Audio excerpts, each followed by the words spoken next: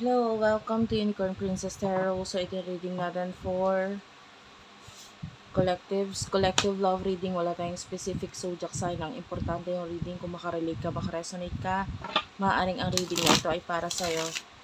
Pero kung hindi, okay lang yun. May mga next readings pa tayo. Be sure, naka-follow ka, naka-subscribe ka sa ating channel, and naka-follow ka doon sa aming Facebook page, Madam P.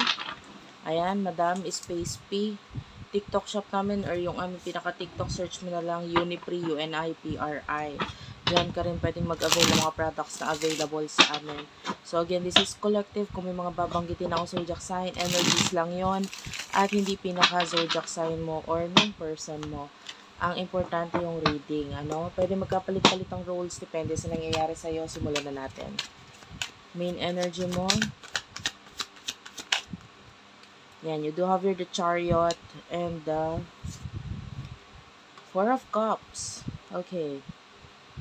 Actually, kung may mga bagay kang hindi sigurado, yung iba kasi sa inyo ngayon, nakikita natin pinupush Kahit hindi sigurado sa isang bagay na yun, whether love, career, etc. Pinupush You do have here the Eight of Swords. May mga bagay na nagpipigil sa'yo or medyo hindi mo maisa katuparan. Gusto yun mo mang i-push, laging may break. Alam mo yon, maybe it could be because of the people around you or dahil sa situation mo. Pero nakikita natin, whatever your plan is, mag-grow naman siya You do have here the Page of Cups. So, nakikita natin yung growth dyan. But, slowly but surely lang. Huwag masyadong magmadali. No? Nakakakita ko dito ng pagmamadali. Yung iba sa inyo, for example, gusto mong magkaroon ng negosyo. Yung plano muna. Yung, kumbaga, planuhin mo ng mabuti. Pag-aralan kung maganda ba itong negosyo na to, etc. Huwag kang dumating sa point na mangungutang ka agad. Just because gusto mo yung negosyo. Ito, example lang yon. No, kasi yung iba sa inyo pwede may kinalaman doon sa career. No?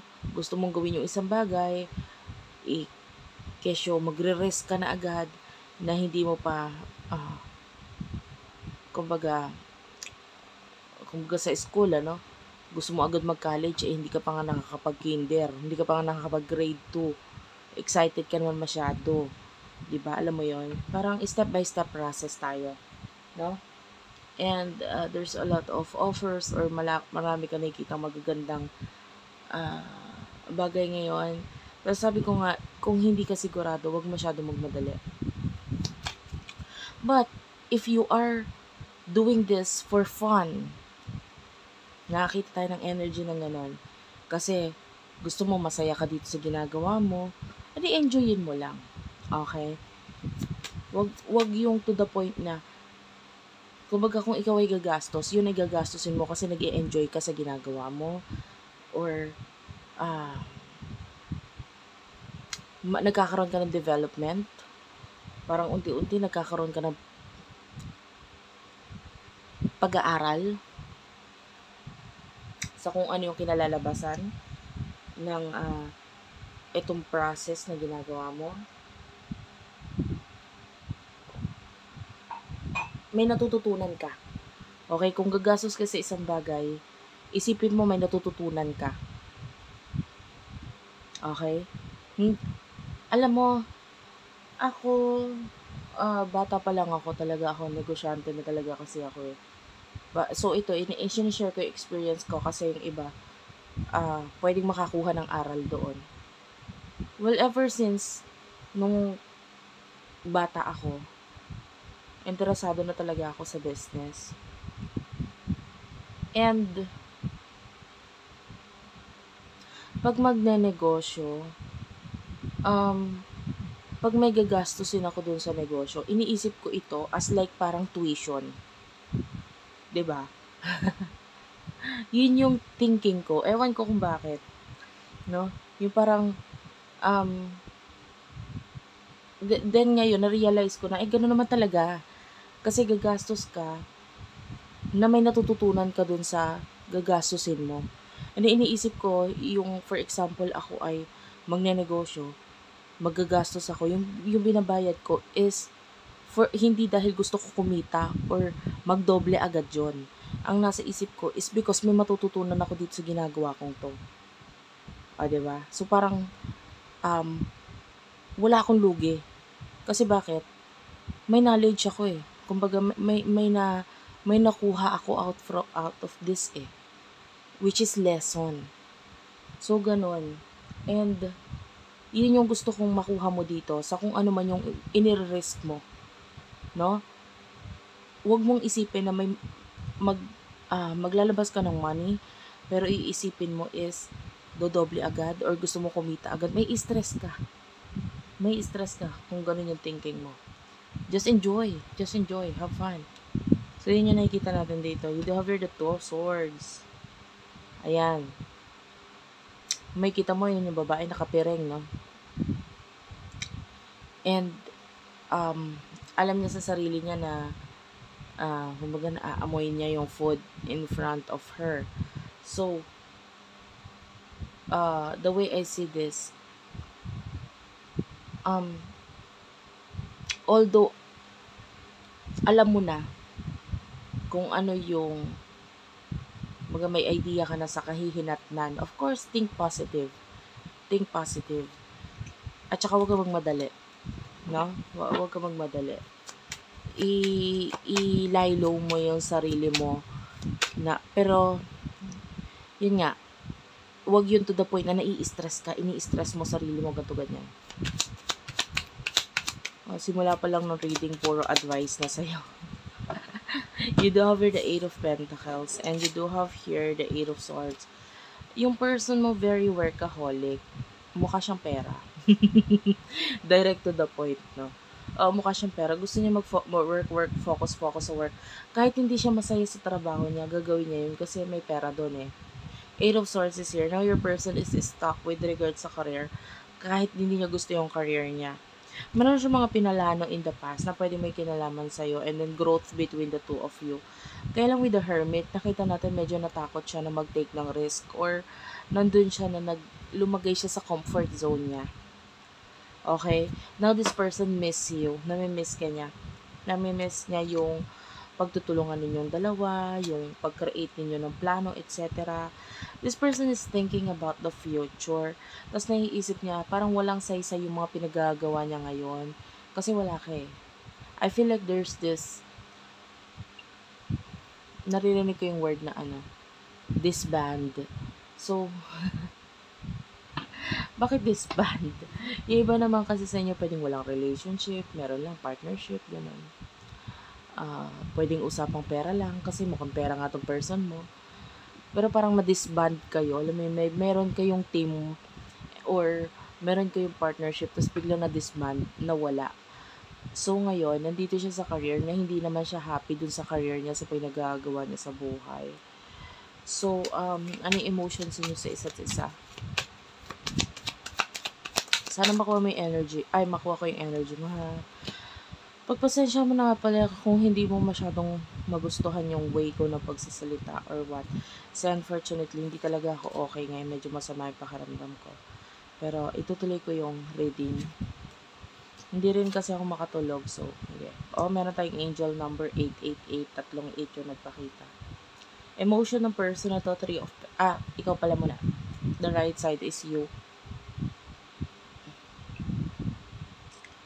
So, focus mo growth din naman. Alam mo, your hand, it creates money. Majority na nakukuha kong energy, businessman, businesswoman, or talagang andon sa high position, or meron kang mga hinahandle na tao. So, nakikita natin emotion mo, you're happy with what you're doing. The Knight of Wands, yeah, ikaw talaga born na risk taker ka. Wala kang pakialam sa person na to. Unfortunately, hindi ko nakukuha yung energy mo na may kinalaman sa person na to. Focus mo career mo. 'Di ba? Focus, kasi alam mo, ang energy niyo ng dalawa na tong person na to, ikaw yung starter eh. Kumbaga, yung team ninyo mabubuo, or in the past, nagkaroon ng team sa inyo, wherein ikaw yung nagsisimula. Siya yung parang taga-tuloy or taga-pursige. Sige, simulan mo yan, gato ganyan. Taga-sulsol, parang ganun. Sige, simulan mo yan, gawin mo yan. Tapos ikaw naman may mga plano ka. Pero ikaw, tinitake mo rin naman ng action si plano. But this person na to, with regards sa new beginning, nakatingin agad siya sa future eh. So, yung iba sa inyo, pwedeng may pagkakaiba kayo sa part na yon. The Ace of Wands and the Ten of Swords. So, nakakita nga tayo ng new beginning sa inyong in the past. But then, all of a sudden, bigla nagkaroon ng ending regarding that, hindi na nagtuloy-tuloy. Parang ang bilis ng naging situation sa inyo. So, ayun. Emotion ng person nito for you. Hindi ko ito kukunin itong mga nakaano. Bottom of the deck is the Strength card. Tapos meron siya ditong Death card and the Queen of Swords. So, yeah, nagkakaroon ng ending sa inyong dalawa. Kina-cut off ka niya. Masyado siya nagmamatigas, alam mo yun.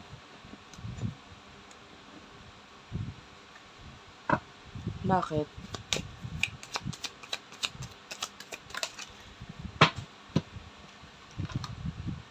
King of Wands, Aries, Leo, Sagittarius energy.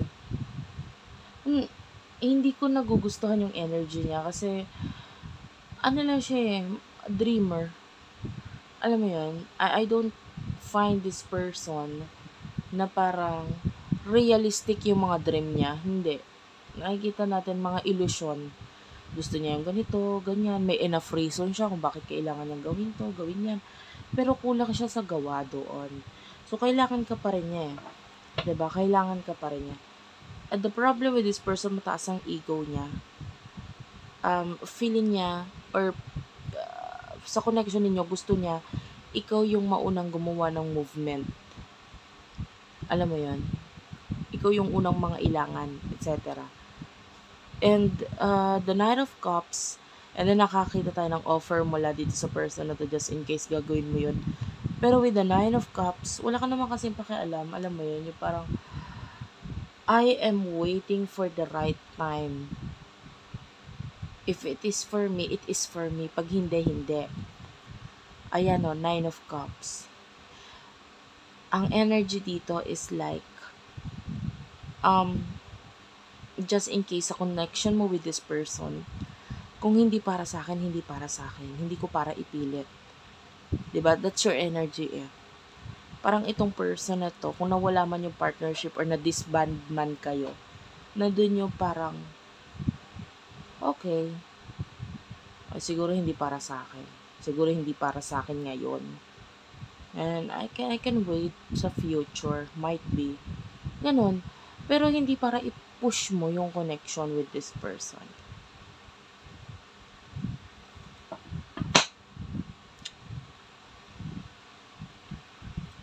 What will happen in the near future sa inyong dalawa? Queen of Cups, Strength card.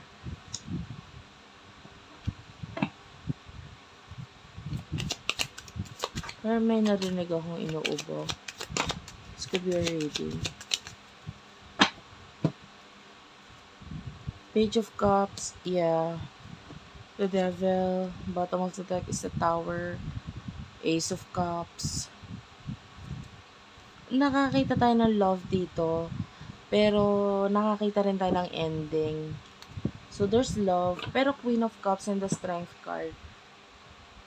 Pwedeng gusto mo yung tao, pero with the Strength card. Hindi ka para ipilit ang sarili mo sa kanya. Ganon. And then the person na to, Page of Cups and the Devil.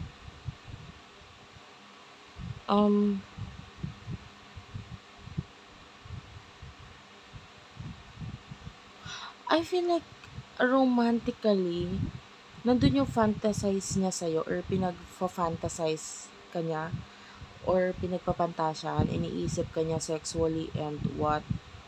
But, I do feel, alam mo yun, literal na dreamer eh. Wala tayong nakikitang action sa person na to. Alam mo yun, tapos ikaw naman focus mo career mo. So, kung may connection sa inyong dalawa, hindi ko nakikita nagpo-push or nagkakaroon ng reconnection or whatsoever. Pero nandun yung parang, wala ka naman kasi pakialam. Pakialam mo sarili mo, pakialam mo growth mo, etc.